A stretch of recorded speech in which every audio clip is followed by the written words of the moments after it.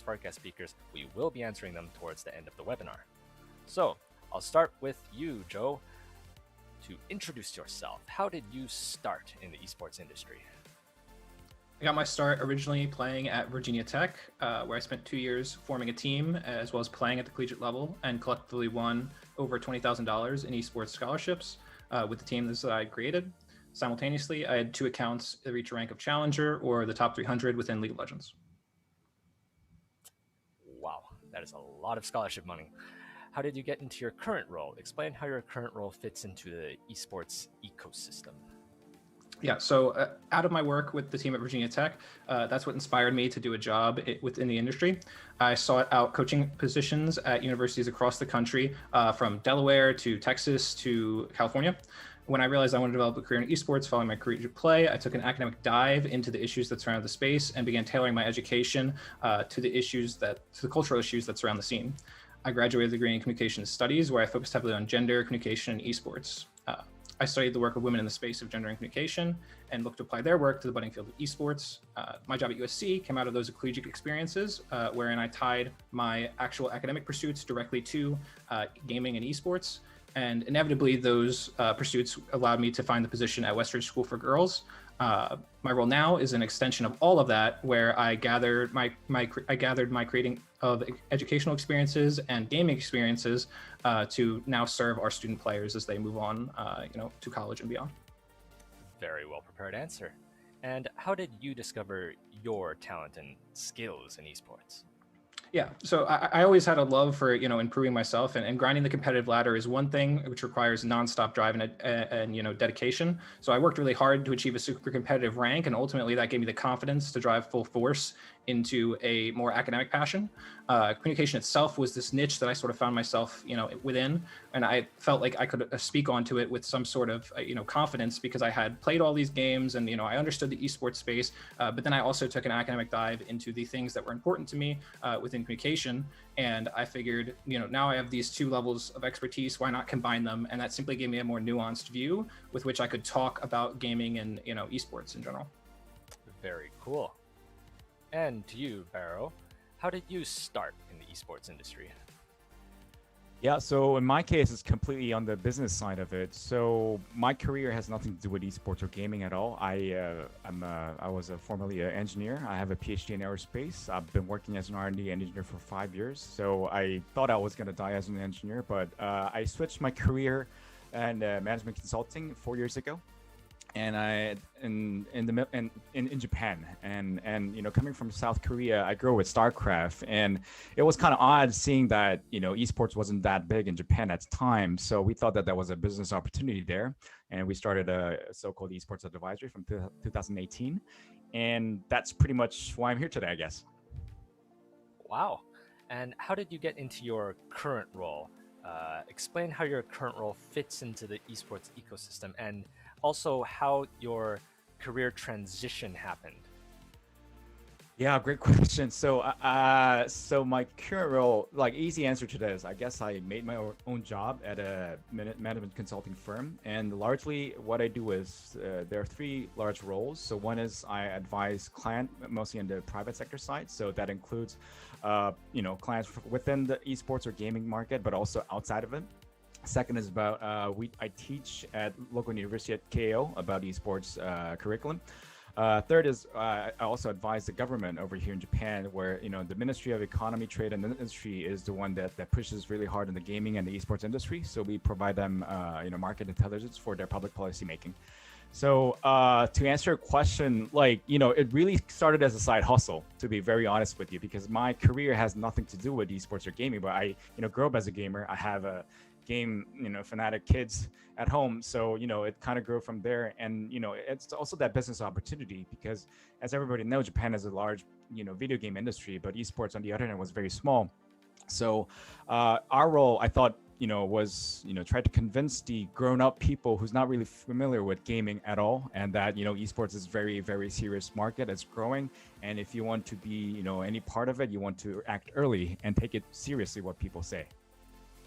So you mentioned there's a curriculum at KO. Does that mean you can major in esports? We're pushing it to that. We're hoping to have that done pretty soon, but we started that from 2018. We have a series of courses that we provide. It's a esports dedicated course. It's a semester long, and it's, it started as a grad level courses, but it was too popular, so it went down to the undergrad level. So the first class we were expecting about 10 people, but there were 20 people showed up, and half of them were undergrad students, and we interviewed them one by one, and everybody said they have to take it because they'd never seen a course like this. So we moved to an undergrad level course, and we were expecting 70 people, but 180 people showed up, and the same reason, right? So the way we structured the course, I guess, really resonated with the people, because we're not trying to teach everything from our side. We just open up the floor, and we call in guest speakers from the industry. So we had guest speakers from Sega, Taito, HP, Microsoft, Alibaba. So all these people are already heavily involved in the industry, and if thing goes well, they may even consider hiring people from the class, and we also do that from KPMG point of view as well. And some were very lucky to get an actual job offer as well. So it's been like that so far, but we're hopefully pushing this to more of an international level, and that's what we're hopefully to achieve it sometime soon. And just for the information of our viewers, what does KO and KPMG stand for? Yeah, so KO is a local university, one of the top prestigious university in basically actually a lot of different places within Japan. There are a couple of campuses, so they're like, everybody knows KO, and they have a very, very active esports club activity going on, including League of Legends. So that's KO. KPMG. So that's a great question, because I don't even know what KPMG stands for. It's because it's the name of the founders, which all of them are Dutch, which I have no idea how to pronounce them, but it's one of the big four auditing firms. So we go big four, including Deloitte, PwC, KPMG, and EY. I see. And the full name of KO is? KO University. That's it. Oh, okay. Gotcha. Gotcha. How did you discover your talents, your skill sets in esports? Yeah, so I guess coming from a business background, so it was less about the game playing skill, obviously, but it was more about that opportunity, and also trying to provide a unique value to our clients. And it was pretty obvious back then to us that esports wasn't in very something very mainstream at the time. And if we act early, we can actually, lead the market. So it was really that recognition, and also about that, taking a little bit of risk of what's not mainstream yet, but trying to, convince our clients that it's going to come big. And if you want to be if you want to have a, some kind of growth, monetization, or marketing or investment, you want to be part of it. So skill set wise, I would say, just, being formerly a gamer, I think it helped a lot to understand the market and where Japan is. But, acting quick, and also being a big firm, it's normally comes down to not acting individually, but also about convincing a lot of, a C-suite and the executive, that this is really important, because there are a lot of things going in their head.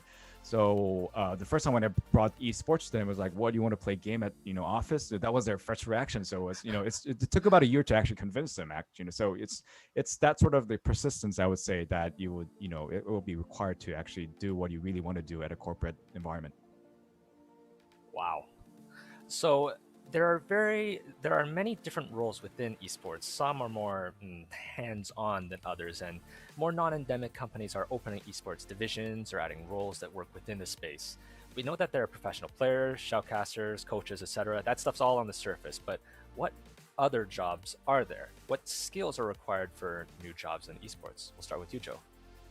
Yeah, so esports or gaming, it needs educated professionals across every discipline as it continues to expand. So for instance, just a few of my colleagues within LA, there are game designers, competitive admins, play testers, publishers, art leads, lore and copywriters, revenue strategists, esports lawyers, right? Like even lawyers are on that spectrum of people that are within games.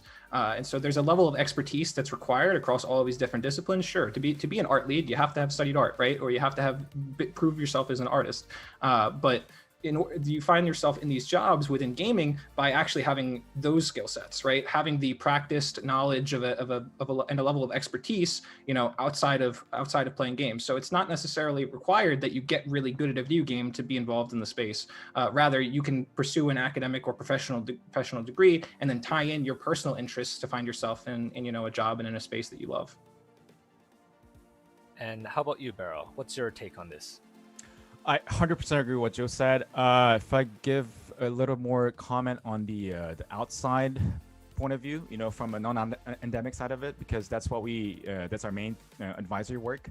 Lots of our clients have nothing to do with esports or gaming with their main business, but it's an exciting opportunity. They want to find a way to associate somehow, one way or another, for marketing or monetization purposes.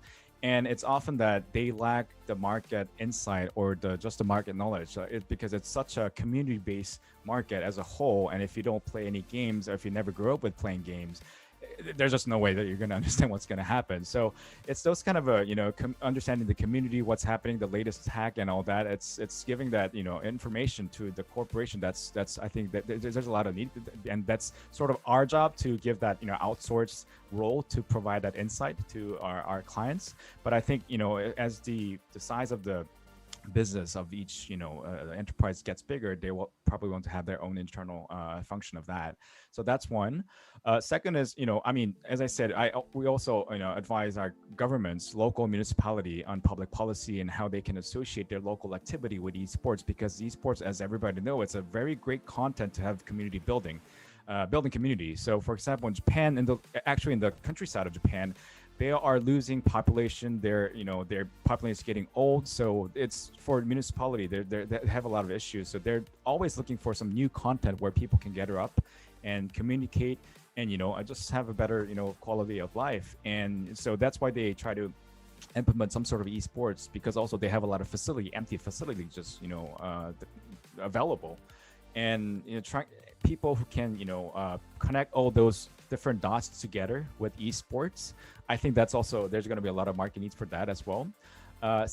Last one is that, so we some of the work that we do over here, we advise our clients that you might want to have your own esports team, although you may not have anything to do with esports or gaming, because we think that that's a really great way to brand or have a marketing channel, additional marketing channel, and it's also relatively cheap compared to, like, say, owning a traditional sports team with all the facilities. So it's trying to do that in Japan, I think, is relatively easy to do so. So that's also we're trying to drive that interest within the corporate scene. It's a fantastic idea.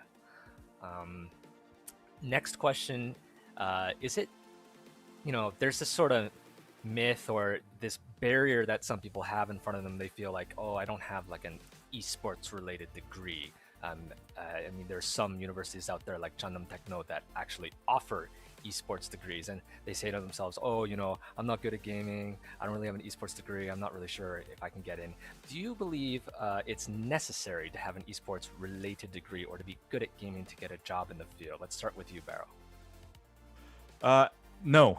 So how do I relate to this? So one thing I learned after I joined this firm, management consulting firm. So the framework that we approach our client is that basically we have two axes. So one is about the market, the sector, what kind of market that we're dealing with. Is it like automotive or entertainment? It's several industries. And then another axis is about service line, what kind of service that we provide.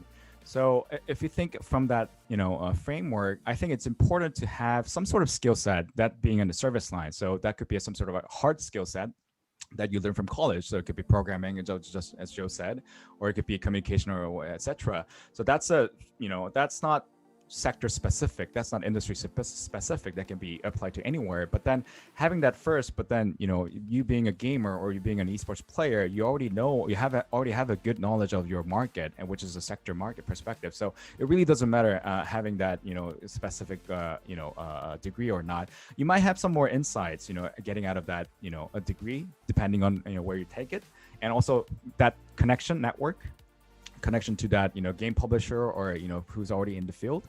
And just like the curriculum that we're providing at KO, you can build new connections with people from within the field. But that's something that you can acquire as you go. So I don't think that's a necessity, to answer your question. I see. And a question again for you, Beryl. Do you feel, is there overlap? I would be so interested to know between your PhD in aerospace engineering and esports. So yes and no. So So definitely no math at all, right? So I was a control engineer, AI control engineer. So it's a lot of proof and algorithm building and all that, which was fun itself. But now we're talking about business. But in the business process, it always starts with the good market analysis, and I think that's where my training helped me a lot. So that analytical skill. So before maybe it was with data and actual like mathematical data or data that you get Still from some math driving in a car.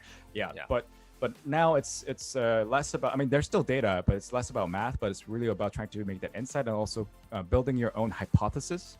And trying to see verify that whether your hypothesis was right or no. And often a lot of our client works start from this hypothesis building. So our client might have their initial hypothesis, and they want to figure out whether this is business, sound making, hypothesis. And we try to do a proof of concept together. And if it works out, then they may have a chance to make it bigger. If not, then they might want to pivot it. So it's really that thought process, I think, that was very valuable from my training. Very cool. For you, Joe, do you believe it's necessary to have an esports related degree or to have mad skills? In short, I don't think it's necessary to have a degree. The most surefire way, in my opinion, into one of these positions is to tie your school or work experience in another field directly to esports.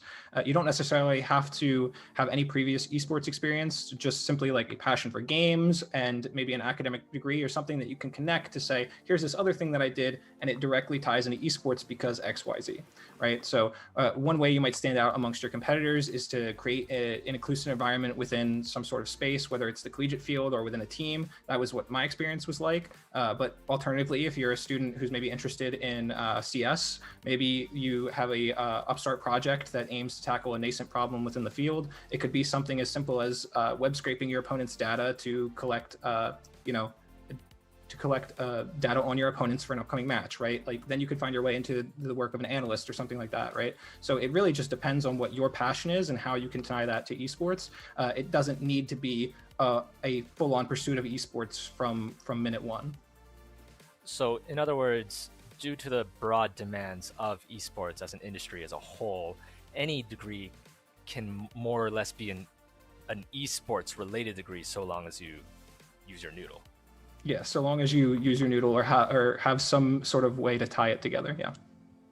Awesome. That should be encouraging for lots of people out there. One of the most important things, and this is personal for me as well, how to persuade the parents in allowing you to pursue your esports dreams. Let's start with you, Joe. Yeah, so I can speak directly to this because as a fight, I grew up every single day in the early 2000s and through adolescence in 2010 or in the 2010s. I came from a household that heavily relied on and valued academics as my parents had used their education to pull themselves out of poverty. For example, my father came from a deaf household and he ended up with a law degree that, he leveraged to get himself some success financially. So their stories placed academics at the forefront of my mind. And that's why when growing up, my brother and I inevitably had a point in time where we had pretty limited screen time. There was a point where I remember we had like an hour on the Xbox apiece, and often that we would spend it watching each other, learning things from each other. Sitting there, I'd watch him, he'd watch me, because we knew that together now we have 2 hours and we can learn from each other, right? And so we tried to use our time as best we could to get as good as we could. Inevitably, what I can tell you is that your parents will understand, and my parents did eventually. The tipping point for me was when I brought home scholarship money. That eventually lightened the financial burden from my parents, and it made them take a second look at this esports thing and say, hey, that actually works, and he brought in some money doing that. Let's let him pursue it. And it really struck home for me when my dad had put my scholarship form directly on the fridge, like similar to any paper or anything else that I had growing up, and it made academics stand out. It made me want to, or it made my esports pursuit stand out just as much as my academics, and it made me realize there is value in tying these two things together. So, inevitably my parents, now they gush about my current position, and they'll tell their friends back in Jersey or our neighbors like, oh, Joe's off doing esports things in California of all places, and they'll brag about it. And eventually your parents will too. Like I can promise that. It's just that esports is definitely different because you have to take the first 2 steps yourselves. You have to create something in a new field to get the recognition from your parents, from whomever, to say, hey, I created something within esports that has a direct tie to this academic thing or this professional thing. and then that will lead you to whatever job you want in the future. Awesome. I love the fridge thing.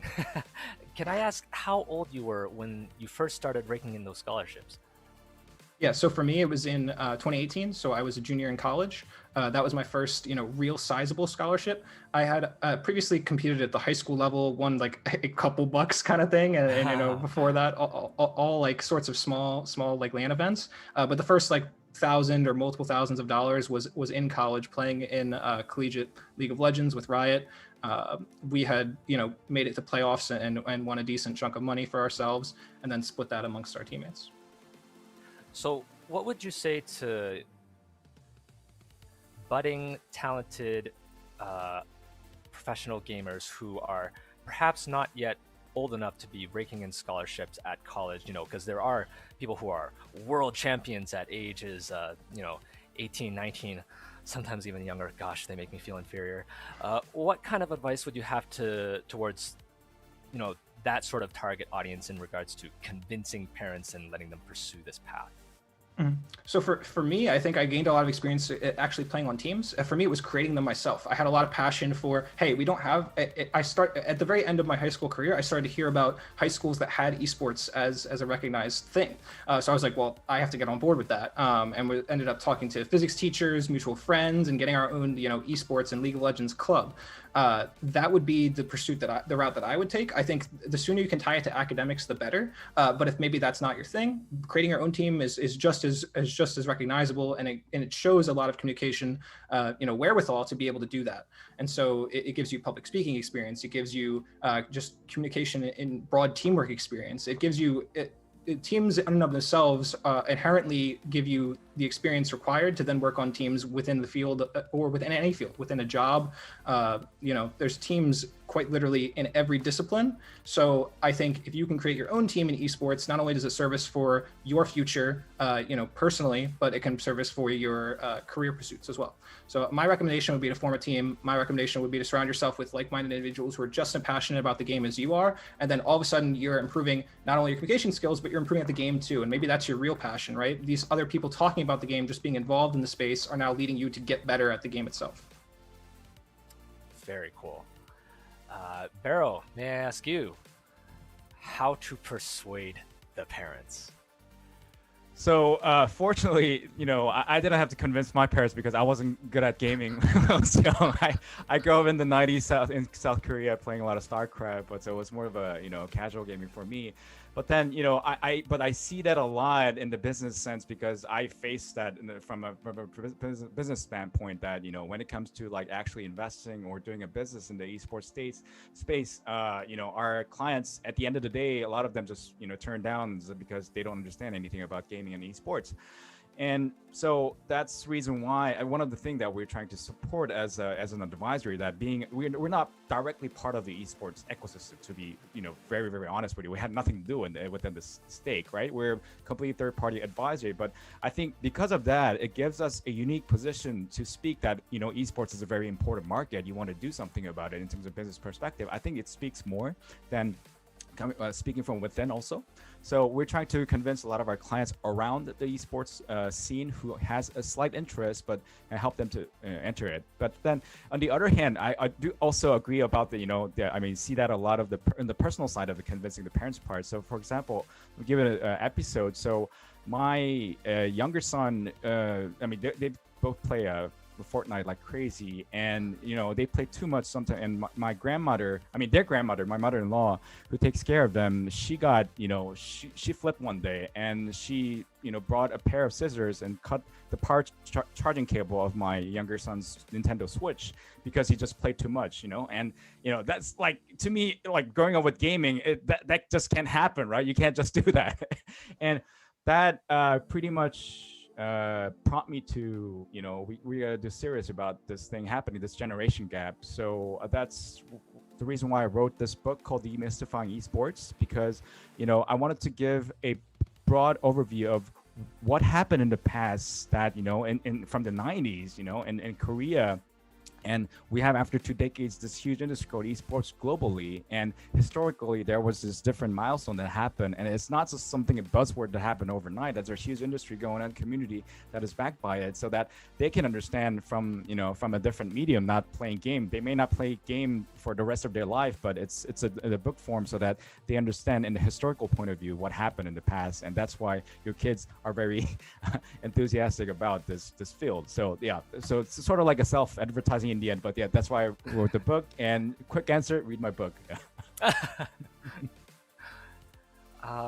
So how to / what can schools and educational institutions do to better equip, nurture, and inform the future esports generations? Perhaps establish more esports related programming in schools, or what kind of ideas do you guys have? Joe, let's start with you. Yeah, I believe that schools should do everything they can to support their students and their interests.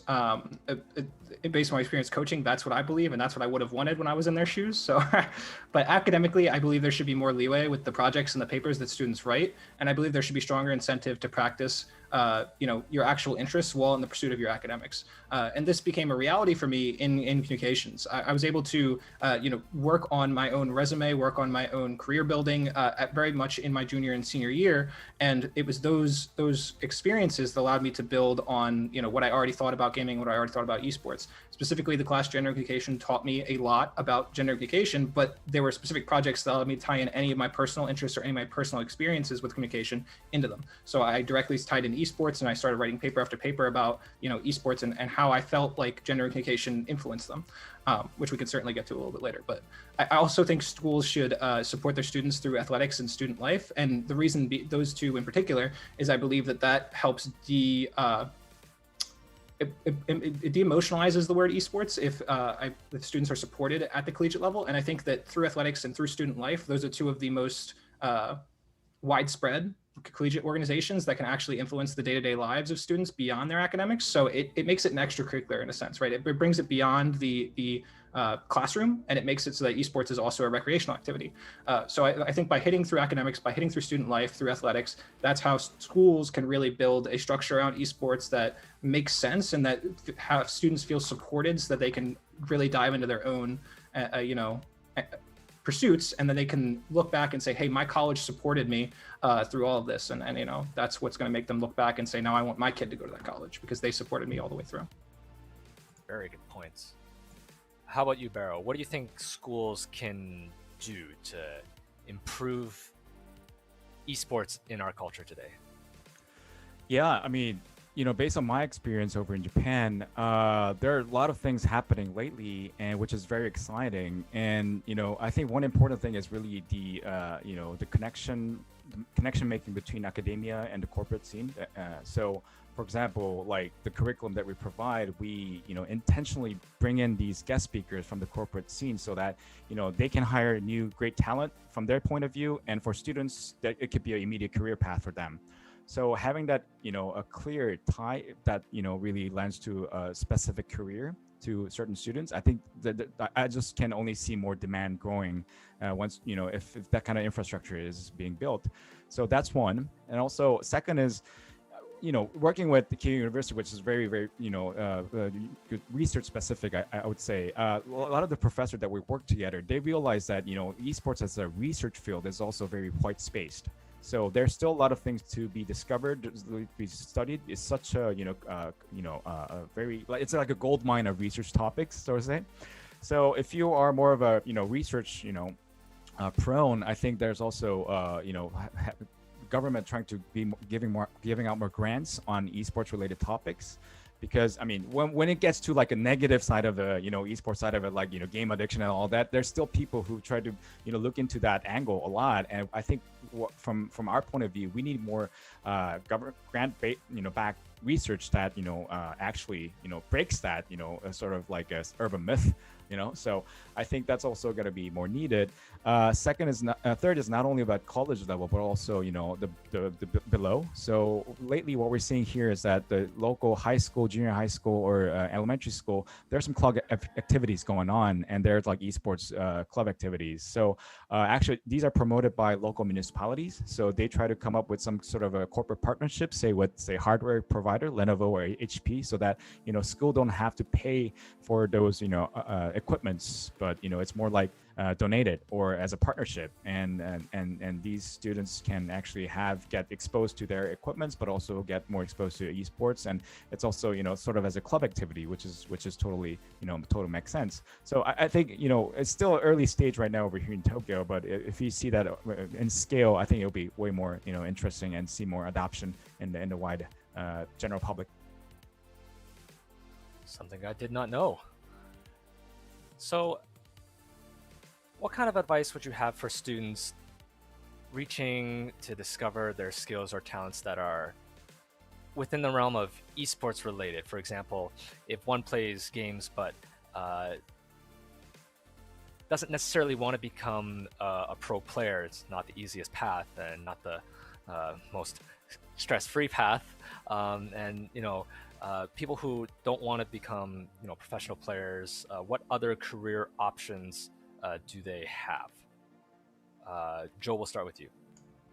Yeah, so based on my own personal experience, I think, again, any academic or professional endeavor has a place in esports. I think there's countless options, and so maybe talking about the right fit is certainly the challenge there. But so maybe you have yet to find that academic pursuit. Maybe you're in college and you're undecided as a major, or you have no idea what you want to pursue. I would say take a look at the games and titles that you play and try to pinpoint the issues that you see.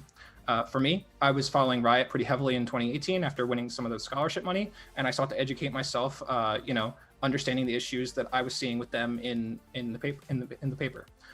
So an example being, I believe gender communication in esports to be a systematic issue that Riot was experiencing, and that I think is systematic throughout all of esports. The work of women in the space of gender and communication, such as Deborah Tannen, points to the early 2000s and kindergarten students and the dichotomy of communication amongst genders. Wherein male identifying students displayed competitive forms of speech. So an example of that might be, I hit the ball this high, I hit the ball this high, indicating a higher height, and then I hit the ball to the sky, right? You could see a group of male identifying kindergartners going back and forth with that. And so that displays very competitive forms of speech. Where this differs in the dichotomy here is that when identifying female students, when female identifying students were in the same, you know, kindergarten discussion, they expressed cooperative forms of speech. And so one might say, my parents already contacts, and the other might say, my parents already contacts too. And so they would copy not only the syntax, but the sentiment of what was said, thereby displaying cooperative forms of speech. I believe these two forms of speech, distinctly gendered, display a disparity that we today see matured through communicative spaces online. We see it in social media. We see it, you know, day to day in our daily lives, in professional environments, and we see it in esports. And so I think that those students who were brought up from the early 2000s displayed this year after year after year. And that's why when we look at something like a competitive, something that's called a competitive game or an esport, right? That's why we see a quote unquote male dominated, you know, industry or space. However, where it is distinctly different is within the leadership of these clubs, these groups, the dichotomy, or sorry, not the dichotomy, the distinction is more, it's distinctly 50% male and 50% female within leadership of these collegiate spaces. So that's, I think, where we have to look to and where we have to build cooperative forms of speech, because at the end of the day, within leadership, cooperative forms of speech are extremely successful when paired with competitive forms of speech. So. Fascinating. Lots of stuff there I didn't know. Wow. But yeah, in short, tying in your academic pursuits. So for students who want to be, you know, specifically esports pro gamer, professional player, how do they grab attention at tournaments for teams or for streamers, personalities? How do they get hooked up with sponsors? Where do they start seeing green? Let's start with you, Barrow. I mean, I wish I could answer that with my personal experience, but unfortunately not. So I can tell it from the corporate side, enterprise perspective. So because that's one of the things that we help out our clients. So our clients include esports professional team locally here, And a lot of the things that we find out is that there is a mismatch of expectation between esports teams and sponsors. And part of the reason being that, sponsors never have done an esports sponsorship before. They never associated with the esports team before here.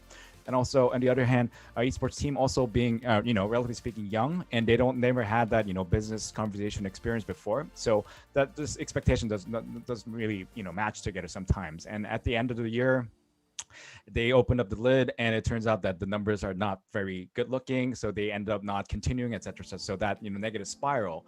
So, what we're saying is that it's really important to have the right number. At least, I'm speaking for the Japan side of it. The numbers definitely for sure. So that's the number one reason why the sponsorship companies are interested in being associated with. So what are the target KPI numbers that you can provide, either that being a prize money or audience or streamers or whatsoever. So those are definitely going to be important numbers. But second, what's also interesting nowadays recently is that these social impact aspect, ESG, so-called SDGs, are also very, very important nowadays, at least over in Japan here with a lot of corporates. So if there's any way that you can show that this is not only about, playing, fun game and about the numbers, but also this actually help build local community, for example. So for example, we have a team here, professional team, very well-known professional team. They have partnered with the Kawasaki City, which is a fairly big local municipality, and they try to represent Kawasaki City and try to do a lot of social activity as well. So they're trying to give the message that this is not only about having fun and trying to compete other teams and win, but this is also about the inclusion and diversity and trying to build that healthy community, etc. So I think that's also a very important aspect that comes out recently as well. And if for teams, it's important to build that story. Like, why are you related to? Why are you the right team to actually provide that value?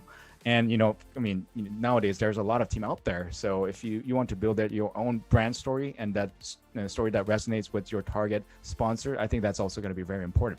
That answer your question. Yes.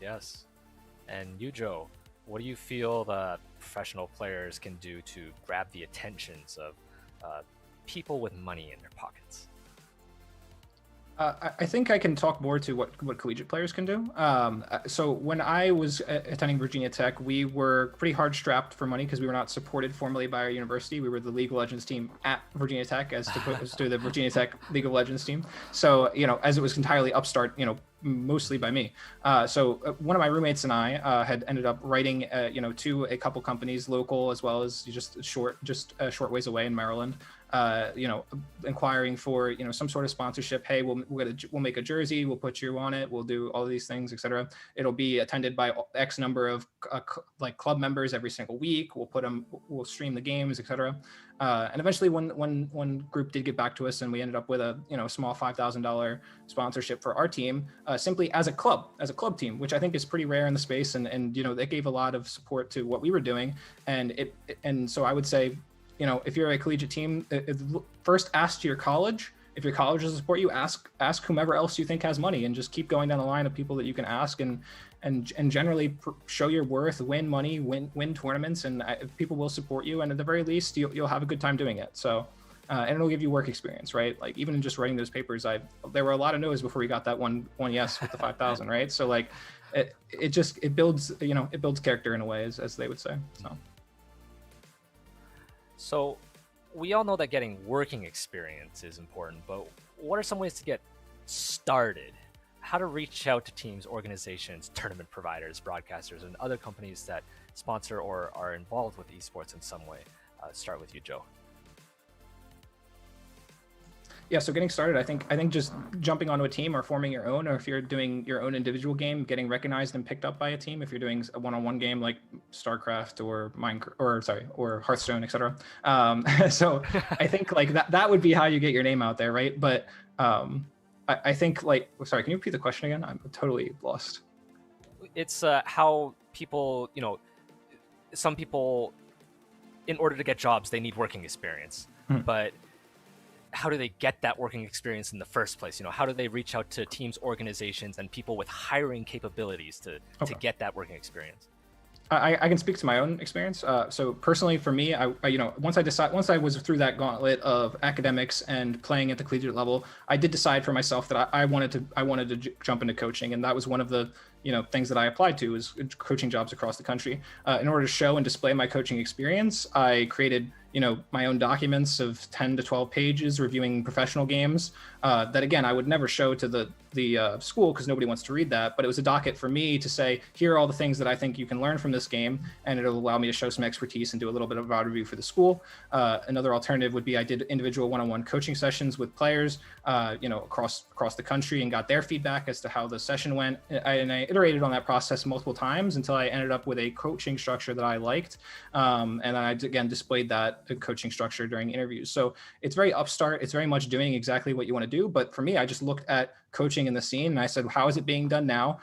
Maybe it could be done better under a microscope, or maybe it could be done better with more prep. And so I tried to put in the hours to do that. And then I took screenshots, wrote probably a copious amount and more than was necessary, but wrote a lot about each individual game and tried to dissect it for myself. And that, I think, gave me some confidence to then speak on it in the future. And you, Barrow, how do you feel that, people can get working experience to help them build their resume? Yeah, I mean, I agree 100% with Joe. But, I think simply put, I think it's really in my case, side hustling and leveraging what you have. So the impression that I got in this field is that, this dream esports or gaming job will never be right in front of your eyes, right off the door, So you really have to look for it, really have to build your brand, or, find the right people to do so. And the easiest way to do it is doing a side hustle. And that's, that was the case in my case as well with, I joined KPMG as a tech consultant, and that was my main duty. But as a side hustle, I started doing esports advisory. And the first thing that I did was doing an internal seminar towards our KPMG employee. And the title was, "What is esports?" Because nobody really knew about esports. And it was really surprising, rewarding in the sense that, because normally this internal seminar, usually there are about 20 people tops, but for this esports one, there were like 50 people. It's like, whoa, there's definitely some interest going on. So, and then, kind of leverage that to writing a sort of a corporate report towards our client. And this was a marketing event. And then, that time forward, that eventually became a, curriculum, providing at K University, that also, build up a lot of new clients, both in gaming and esports, etc. And, and it took us about a year or two to actually, make it as an actual service that, we can actually create revenue. And in order to do so, we're going to need more people to hire. And now, we have a team of dedicated people, about 10 people working on esports and within KPMG doing that. So, it's really start from side hustle, and then, gradually, making it bigger and then leveraging it. So basically what, Joe said, but, I'm coming from the corporate standpoint. So, but same, idea, I would say. I see. You heard it here. It's not easy. You gotta really want it and reach out with your own hands.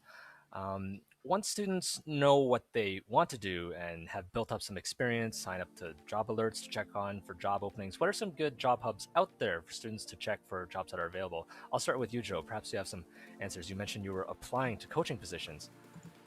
Yeah, so I originally when I first started, I was like, okay, my end goal is, in my mind, right, when I was 22, I was like, well, my end goal is professional coaching. If I can emulate that, then I can find any coaching job that I want. So I looked at all of the job opportunities for coaching or analyst experience at the top 10, LCS teams at the time. And I went through all their websites and just job hunted from each site to see what they were looking for.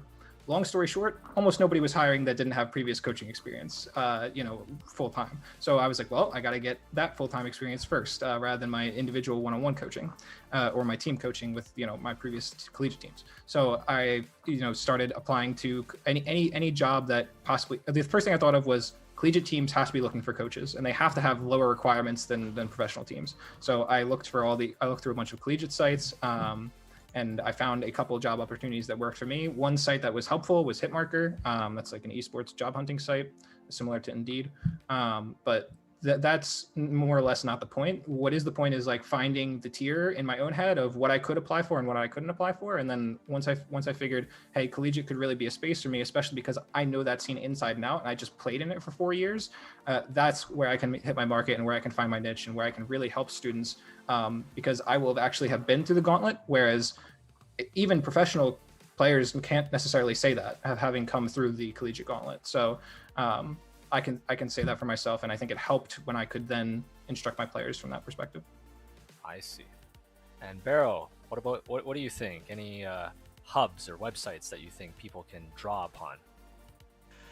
Yeah, so I'm afraid I don't have a really good answer for that, because I think part of the reason, like I'm based in Japan, right? So I think we have a complete total different like landscape when it comes down to like job and career. But then like, you know, like I think it kind of goes back to what Joe said earlier. Like, you know, if you want to be part of like, say, the gaming industry on the making side of it, I think there's a, you know, a solid channel for that. You know, it's like, you know, in Japan, the hiring process is like yearly, you know, twice a year, like you apply for the job in Nintendo or Sony, and, you know, if, you know, the screening process and all that. So it's pretty well established that anybody can apply for it if you have the right credentials and all that, even as a newbie. So that's one. But, you know, but like, things like, you know, jobs that are not very obvious, like for example, like casters, and like, you know, those are like not openly posted jobs. And one example that I can think of is that, you know, like one guy called Hiraiwa-san locally here, he was originally a baseball caster for NHK, which is like a CBS in the States. And he just one day announced that he's going to do esports 100%. So he completely quit his job at like a solid pay and all that, like, you know, great recognition and all that, and then just switched. And he built his own thing, and then now he's running his own esport caster brand, you know, with several people in it, and he himself is a, you know, established brand himself. So I think the you know, the bottom line is that I think at least in Japan we're at a situation right now where you can create a lot of new jobs on your own. Like if you have a little bit of entrepreneurship, you know, a mindset, I think that there's a lot of opportunities going on right now. So you might not even need to like look for jobs, and you might actually just, you know, just try yourself, you know, and see how it goes. Yeah. So last but not least, any tips on how to be successful in a esports career? Let's start with you, Barrow. Yeah, I mean, so I can't really speak from an insider, right? So I'll leave the details to Joe, you know, who's, you know, being really in the center of it. But from coming from a like business perspective, you know, I think maybe I mentioned this earlier, but I think there's a clear dichotomy between this esports space and the rest of the industry. So so-called entertainment industry and the other industry. So like, you know, the car makers, the hardware makers and all that. And I think that dichotomy is sort of a chance, you know, in my perspective. And I think these non-entertainment industry has grown a lot of appetite about having those new digital channels through game or esports to know to let people know their brands, or, you know, build new kind of experience with their customers. So I think part of the, you know, advantage that as a gamer and esports enthusiast that we have is that we know the market, we know the community, we know, you know, what kind of games are you know, really hot right now, and what the little bit of details of why it's interesting and all that. So and these are the exact information all these, you know, big name corporates lack. They don't know, they don't understand. And normally these are, you know, these corporate, they don't talk with, you know, game companies directly. They're just so different. So I think if you can, you know, find a way to make a business case to sell, you know, kind of upsell this, you know, esports, what's happening in the market, and as a market intelligence to these non-esports companies, I think that's going to be a huge opportunity for people to be successful in this space. To personally, yeah. And you mentioned earlier that I mean, a large theme that of the talk today has been you can create your own role in esports, your own job. And you mentioned having a little bit of creativity and entrepreneurship will really help you on the way there. When, you know, this word entrepreneurship also, you know, has this connotation of risk and you know, startup to it. What sort of advice would you give to people who, you know, are thinking of creating their own roles with entrepreneurship? What sort of words would you have to help set those people on the right path? What do you think? Great question. Yeah, I mean, it's really all about taking risk, right? I think, part of the reason why everybody is here today is like we took a little bit of risk in our path, and me as well. Like, although being in a big firm, like esports was something entirely new in the industry, nobody really knew about it, and I had to convince a lot of people that this is something is going to be big, and it did became big in Japan. So, simple answer, I don't know, like, take risk and bet on yourself. I know this is like a popular saying, but that's you just gotta, if you really like the crowd that you're working with, and that the community that this is like you want to spend the rest of your, like, say 5 to 10 year at least. That's how I look into it. Like, so the next 5 years is this really what I want to spend my time in? And I'm in the middle of a mid-career, so I like to make the right decision. Like, so and if that's really the answer, like if that's a yes, then you should just go for it. I would say. I don't know if that answered your question, but it's more of a personal. Right. No. Yeah. It makes sense. It makes sense. Mm. And for you, Joe, what sort of advice or words of guidance would you have for people who are interested in esports careers? What to help set them on the right path? Yeah, I would say what I can speak to is my experience, and that's if you want to find a job in the field, tie your academic pursuits directly to your personal interests. That's step number one. If that's esports, tie it to communication, tie it to whatever degree you're pursuing. If you don't even know what degree you're pursuing yet, look at the field that you're interested in, in this example being esports, and take a dive into the games and the titles that interest you, and read everything you can about the company that makes it, and find out the problems that they're currently having, and then try to solve them. So for me, that was, again, looking at esports as a whole, or maybe specifically 2018, the publishers that had, some controversy, and then looking for how I could solve those problems in the realm of gender and communication. So again, just find your interest, tie it to your personal academic pursuit. And if you don't have your academic pursuit, find one through looking at the publishers that you're interested in. Awesome. Now, we do have a number of viewer questions. They are plentiful. So let's try to keep the answers informative and efficient. We'll start with number one. If I want to be an esports coach, is it necessary to be a professional? Let's start with you, Joe. No, I don't think so. There are a lot of esports coaches who have never played the game professionally in the collegiate space. So you can look at, I wish I knew names off the top of my head, but there are definitely LCS orgs, which is the League Championship Series, which does not have people who are former players. My experience as a former player, I know that my job could be done if you had no experience playing the game. Because again, a lot of what I do focuses on communication and how I can get my players to talk to each other better and express their concepts about the game. But me knowing those definitely helps a little bit, but it's not the end all be all. And often it's siphoning from the team different perspectives and different views on what they want to talk about or what's important to be shared amongst the team. And anyone can do that. And then, talking shop, having some sort of terminology is of course relevant, but knowing it to the fullest extent isn't necessarily required. Question 2. If I have a team now, how do I get sponsors and company to sign us? Barrow.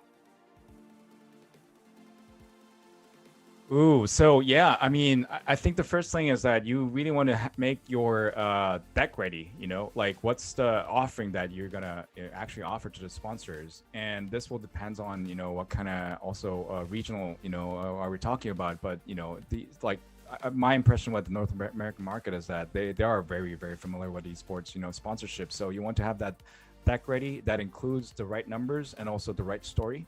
And also, the uniqueness of how you differentiate with other teams and how you're gonna, I think a lot of the thing about it is really about growth. So if you can show that, you can grow like way more than the other teams, I think that could be a really strong selling point. Awesome. Question 3. It's so important to get parents to support, you're telling me. What would you advise parents of today's generations to the reality of the esports wave now? I'll have you both answer this one. Start with you, Joe. Yeah, again, for me, it was showing that there's money there. But I think I would have also gotten there showing that I can tie my academics to the field. A lot of gaining your parents' support or gaining an elder support or anyone who's older is proving that your new framework has some sort of structure that ties into an older framework. A lot of education, a lot of professions are built upon the past, right? So it's iterating on, if you were previously a lawyer who delved in maybe commercial litigation or something, right? If you can have a new tie into esports, it's just simply different commercial space, right? So it's iterating on processes that already exist and proving that there's a new and innovative structure here. And often I think people will inevitably embrace that. Barrow, what would you advise parents of today's generation to the reality of the esports wave now? I'm gonna be really short. Let them read my book because I really wrote that book for that. Really, I mean, it's. I think it's as Joe said, all the needed information is out there. It's happening. There's a whole industry around the world. They're just not seeing it yet, and I think it's just finding the right pathway to let them understand. And it could be, in Joe K, it was bringing, financial, feedback back into home. But if you're not there yet, I think, you got to find a different medium to let them understand what's happening. And it could be showing a YouTube video, or like bringing them to a actual esports event, or a lot of different ways depending on who your parents are. But if they like reading books, let them read my book. And just for the viewers out there, just to remind them, the title of that name is Demystifying Esports, and for our Western audience, you can find it on Amazon. Okay, next question. Is being a streamer a way to get attention from sponsors? Start with you, Joe. Absolutely. I mean, there are a ton of streamers in the space that are sponsored. I think as a collegiate player, there's also an interest in developing your own personal brand. I think that a personal brand is more so what's going to go a long way than your individual skill in streaming. And to that end, even as a player, it's important to develop a personal brand, because if you look at professional sports, right, the players who have a story, often those are the ones that get their story told and then get more marketing surrounding them. If you look at esports, those with a story right behind them, those with a long career behind them, those are again the people who get talked about. So if you start your career early, if you start streaming early, making educational content, doing any number of things within the space, if it gets traction, it's going to lead to your sponsorship in the future. Awesome. Next question, directly targeted towards Barrow. In your book, Demystifying Esports, you bridge the gap between generations regarding esports. What are the biggest misconceptions and ways to create more understanding? A side question to that is, what can universities do? Thank you for taking a look at my book, by the way. So thanks for the question. So yeah, that's a great point. The frustrating part that I found out throughout this writing book journey was about that, the negative connotation towards gaming, like especially in Japan, like everybody plays it. The gaming population over here is crazy, almost like the half of the entire Japanese population, but it's still a guilty pleasure that everybody plays in the subway and all that. And so trying to make that breakthrough that, there are people actually being involved full time and making, their livings and actually doing really good. That was really hard. So I think, this is going to the same answer again, but it's really like, I think different people, different generation have different, channels to have them understand what's going on. So I think educational side of it, that's going to be very important, as, the question pointed out. And, not only about the college level, but we're talking about a senior level. So some of the activities going on over here is that the nursing houses. And there's some nursing houses over here that actually embraced gaming esports. So some of there's some games that you can actually move, right? So you can play the drums and you can play race. So they actually embrace those games to build community.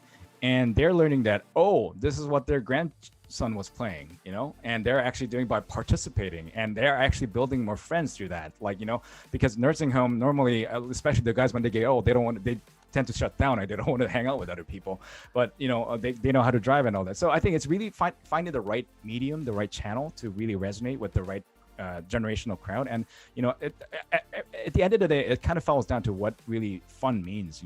Gaming is just another form of having fun, and for the older generation, they have different things to have fun with. And I think trying to make that bridge, that actually it's essentially the same thing. That's really the core part of it, I think, as a message, if that answers your question. Cool.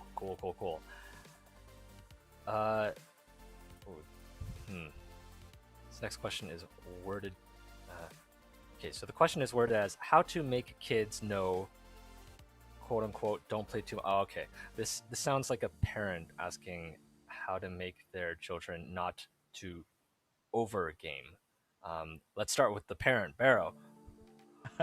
Oh yeah, I can talk about this all day. So I got 3 children, 2 boys, 9 and 7. They're Fortnite, like they've been playing like almost like 4 or 5 hours a day until last week, and we made a change of a policy change, in-house policy change, and basically the idea is that they have to earn their gaming time before they play games. So before it was like pretty much you can play as much as you want to do, but now like before they play game, they really have to earn their right to time. So for example, they may do their homework first, and that may take an hour, then they have an hour to play their game. Or they may play with their younger sister who's like only 6 months old, and for 2 hours, then they have 2 hours credit, to play games. And if you can, if they can charge those credits to play games, they can within that time they can play as much as they want. So this has come out after some trial and error for several months. Because being games, we all know that it tends to get longer than you expected, and being a parent, so you kind of be in that spot. Whether I understand that as a also part gamer that it's really fun, but also being a parent, it's hard to try to step in and stop them from that experience, because it's really a playground to make connection with your friends after school and all that. But as a parent, you do need to give guidelines and all that. So that's how we're coping right now in house. Next question is, a lot of professional gamers play professionally at a very young age. Some might even drop out of schools. How can they get the balance between school and gaming? Joe, question for you. So for me, I always I always was pursuing school all the way through. So it was very clear to me, this sort of structure in my head, that kind of followed the lines of something along the lines of like, hey, family, friends, school, etc. And then esports was always just under all of those very important things, right? So if I finished all of those, in my mind, structures, if I maintained all of those relationships, if I finished all my schoolwork, that's when gaming came in. And honestly, to play at a professional level, it has to fill the rest of the time.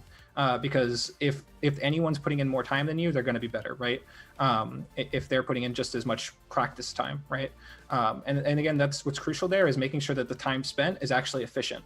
And I think that process, or that idea, was brought onto me at a very young age, because again, when we did have restricted time on the Xbox, or whatever your family household game system is, that hour made me want to be very efficient with that time. And then when those restrictions were lifted, when we got to a point where my parents were like, I don't care if you play video games, right?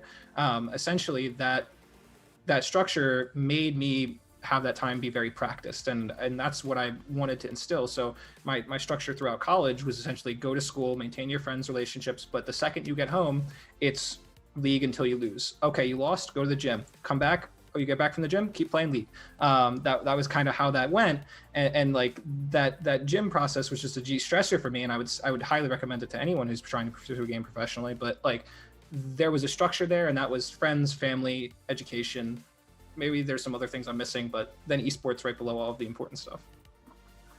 Actually, if nobody has any objections, I want to answer this question as well. So in Korea, they have a system where for certain especially talented gamers, they're allowed a sort of, not entirely a school exemption, but they're allowed to go to a special school program that allows them to downsize the schoolwork and increase their esports time. Perhaps they're living at a team house or something like that. This might be something we slowly see emerge over time in other cultures as well. But until then, what I would recommend, as somebody who was gaming a lot in those years, is that there's a reason why elementary school you learn so broadly, and then it starts to narrow once you're in university, because they want to give you options. And I would, even if you are extremely good at the game, keep your options open. Lots of people don't know what they want to do, even way later in life, and career changes happen all the time. I mean, Barrow, the aerospace engineer, doctorate holder, and now is working in esports. So not only that, but don't think that investing time in school away from esports is going to make you a worse player. I've seen the opposite happen, where professional gamers say, okay, well, I want to go back to school, and they go to school full time. And now all of a sudden their hours are reduced and they're more limited, and their time is more precious. They think about it differently, and their practice time all of a sudden becomes much more efficient, and they actually start winning more games. So don't think that investing time in your academics is going to take away from your esports, as long as you're able to play more than 10 minutes a day within reason. So that's my 2 cents on the topic. Next question, directed at Joe. Do you think we need more female gamers in the scene? Is it more difficult for a female to enter the field? So within my team at within my team at USC, our first year we had no female identifying players on the team. The first year I came in, that was just the players who were there, took the best players we had, and there were no female identifying players. By year number 2, we did have a female identifying player step up and say that she wanted to play and participate in tryouts, and she made it onto the team all through her own play, right? And so she was a starting varsity player. However, that player was a senior, so she was there 3 years before I got there, right? And she had seen, the team, or was somewhat aware of it, but was never really incentivized to join until the team started winning, and there were distinct changes in the way that everyone communicated, and it seemed like a team to be on, right? That was inclusive and took in players irrespective of any spectrum of things, right? So making an inclusive environment is the single most important thing that allows for any gender or any race or anyone to be involved in esports. Where I saw this a second time is actually at Westridge School for Girls. While it's an all-girls school, it started because of one student's interest. She had a distinct interest in game design and saw that universities are creating esports and said, hey, this is loosely a thing, and I think we should have it here too at Westridge. And so her experience led to that team becoming a thing, and her drive and her passion made all of her other interested friends join, right? And so that core group of 6 players in our first year was all out of her drive and her interest. No player on that team had played the esport title that they play before the day one where I stepped onto campus. The most experience they had was playing Minecraft. So anyone can do it as long as the environment is inclusive enough. And where I see this every single day with that team is, after practice, they'll talk about D&D. They'll talk about a million different other passions that have nothing to do with esports or with gaming that we just did, but they're talking about what they as students are interested in, and it makes them want to come back day after day, beyond what we're doing and talking about communication or talking about an esport. So inclusivity is the short answer. Awesome. Next question, for collegiate esports teams, our university isn't supporting us. What can I do, and how do I gather more gamers within the school? Joe. Yeah, so for me, step number 1 is your recruitment opportunities. If there is any opportunity to speak about your clubs, that's step number 1. Simply increasing your student population and the size of your club means that you, in a sense, get power. By the time I graduated Virginia Tech, I believe our esports organization was the largest sector on the school's campus outside of Greek life. And so while that might not make a lot of sense internationally, but Greek life is pretty big here in the US. So when we did have that come to fruition, we began charging dues and getting our own funding from our students. Again, it was like a $10 due, and that meant that you could get food at every single meeting. We could host tournaments with that money. We could do a whole number of facilities and be self-sufficient as a club. Later, when we went to student life and we went to athletics, and we tried to sell this model to the school as, hey, we already have a growing esports program, take us in. Our recreational sports program picked it up as a recreational sport at Virginia Tech by the time I was graduating. So we had laid the groundwork to do intramurals and in-houses semester after semester within League of Legends. I believe even our first year, we had 12 teams for 60 players that were participating. And that was in year 1. So, but you can imagine how that grew by years 2 and 3. And eventually Rec Sports said, hey, this is big enough, we're going to pick this up. And then now all of a sudden you have a little bit more backing, not just from students and student funding, but from the university and Rec Sports. Hopefully at Virginia Tech, where I see that going is eventually maybe it does become a varsity sport. Just recently, they started testing out Rocket League and hosting their own tournament as an administrative group among Rec Sports. So long story short, start with your students, grow the population as large as you can, get some bargaining power at the university, go to the university and say, here's what I've done, here's what we can do. And even if the broader university says no, look back at athletics, look back at student life, because your university is far more departmentalized, and all it takes is one yes from one department. Okay, I am getting the note that we don't have much time left, but there are just a few questions left. Let's see if we can get through them. Considering the future of esports, what skills are important to develop as you're studying? What type of skills do you need to demonstrate in starting your careers in esports? Joe. Hands down, esports specifically, I would say communication and analytics. I think between myself and Baro, that's probably what we have the most of here. But I think that holds true across esports specifically. If you want to find yourself on a professional team, on a professional org, those would be the two routes. But again, broadly speaking, they need everybody. So you can do any sort of academic pursuit. And gaming is, again, an entertainment communication system, and is even more broad in what it allows for, as Baro was mentioned. Okay, next question, short but sweet. Besides helping brands to advertise / serving like a marketing agency, how can esports teams play a role in the ecosystem and crossing over with other industries, Baro? I think the core part of it is really the brand. So, it's, again, this goes back to the industry that has nothing to do with esports or gaming or non-entertainment. So, for example, if you're an automaker, the only way you can interact with your customer was car dealership and all the local shops. And is that enough? No, it's not. And we have places like Tesla and all that, and all the same goes for food production maker or all these traditional industry. They have their established channels, but that's pretty much it.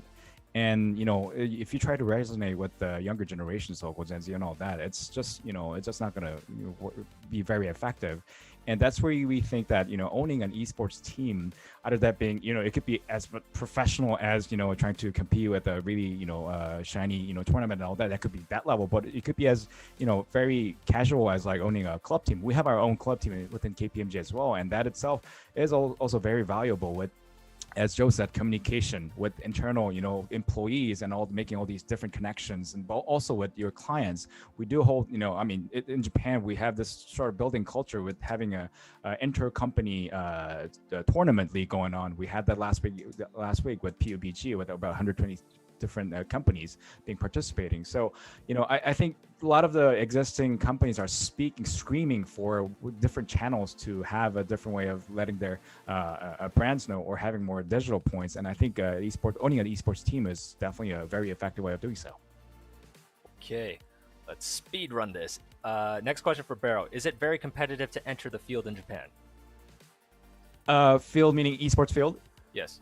Yeah, so I would say yes, no. So the thing is, esports being relatively young, so I think there's still a lot of different ways of entering it. So if you mean by like entering as an esports professional team, so there's about, this is about last year, but there's about like 100 teams more or less that is being active here in this space. But the top teams are still like, I'd say, less than 10 teams. And there's an organization called Japan Esports Union where they deals with the certification of being a professional and all the titles. So there like different ways of being associated with them. And now what's missing in the scene right now is really like sort of the minor league kind of ecosystem. So yes. I think US is way more ahead of the game with the CSL or the collegiate scene going on, but we still don't have that sort of a unified collegiate scene where students can casually enter and try to make their pathway upwards to a professional scene. But we still don't have that, which also could be a very huge business opportunity, so to speak.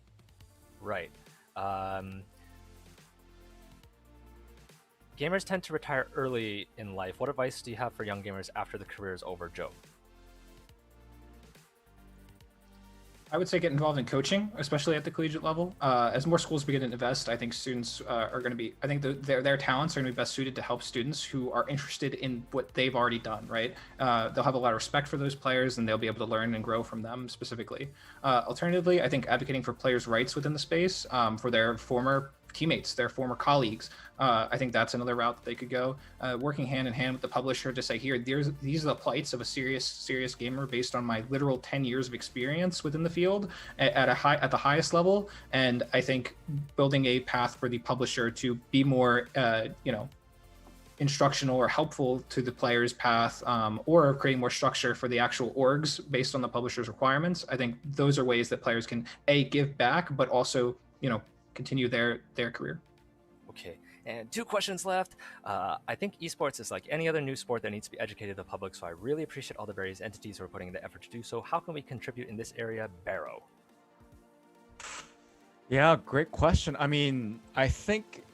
keep like keep educating, right? So find the right. I think it's important to find the right niche. So in my case, it was about this business crowd, right? So being KPMG, we deal with enterprises all the time, and to all these important people, they know nothing about esports. So that was my niche, and I try to educate them through in the form of running seminars or like whatsoever or educational form. So I think if you can find your own niche in that sense to educate and I think that's going to be a really, really good start for you. And even if you go further to that route, you can even find your own service or product to actually provide to that crowd, and that could be even end up being a new business, so to say. Right. Okay. When people start pursuing an esports career, what should they look for when choosing an esports team, Joe? I think inclusive environment is number one, but I think finding your first team, if it can be one that you can learn from, is the most important thing.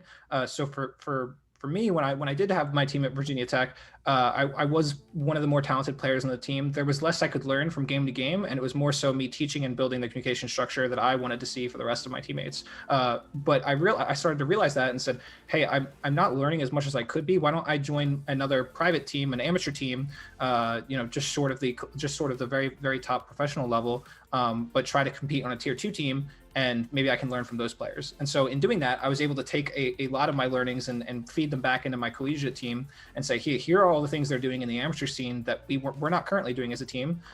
Let's do X, Y, and Z. And then as our players built and got stronger, I was learning from now 2 teams, and I could jump back and forth and say, here's some insights here, here's some insights there. And so while I don't necessarily think you have to join 2 teams, I think joining one that the players are better than you is absolutely crucial, and joining one where you get to serve as a mentor is absolutely crucial. So maybe those can be one and the same, but finding the opportunity to be on both, I think, is the best case. A personal comment I have on this question is that a lot of esports teams, like Barrow was mentioning earlier, they open the lid at the end of the year and they're losing money, and they make the decision to go under. So be very careful when you're being made an offer. If the team is a storied team with a history of success and is a, for lack of a better term, legit team, then go for it. But always be mindful that there are people running business and numbers in the back, and the esport team is still a business. So if it's not making money, it's going to go under. Just be mindful and make sure that the work environment isn't toxic. There are some toxic work environments which can lead to the complete destruction of the team. If you want a good example, just Google Quantic Gaming. So those are my comments on that question. So that leads us to the end of our webinar. So for the closing remarks, thank you for watching today's webinar. Hope you all enjoyed. Thank you so much again to Joe and Barrow for sharing with us so much about esports and your insight and expertise and some tips on how to plan your esports career. We're so proud to see recognition rising in esports education globally and are looking forward to collaborating with you soon. Stay safe and stay tuned.